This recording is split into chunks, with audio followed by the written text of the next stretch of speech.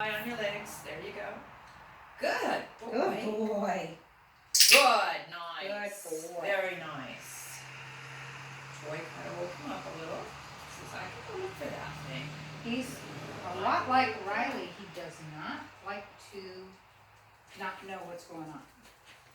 I don't think he doesn't not like what's going on. He's just not following. He's not picking up on what's making, or the clicks, the reinforcer's not enough to override his stress. And that's where, unfortunately, the boys are so much more stressier in this breed than the girls. Because Willow didn't do any of this. You know, she was working. Oh, she was the girls for are just. To give me. It's interesting that the girls in this breed are far more bold than the boys. Because in Shelties, it's the other way around. Your boys tend to be your bold ones. So you just learn that as you go along with breeds. And so he's again thinking, well, this was where I got clicks before, so this is where I'll just be safe. So he's kind of showing you, he doesn't really like this look at me stuff. It's a little too much pressure on him.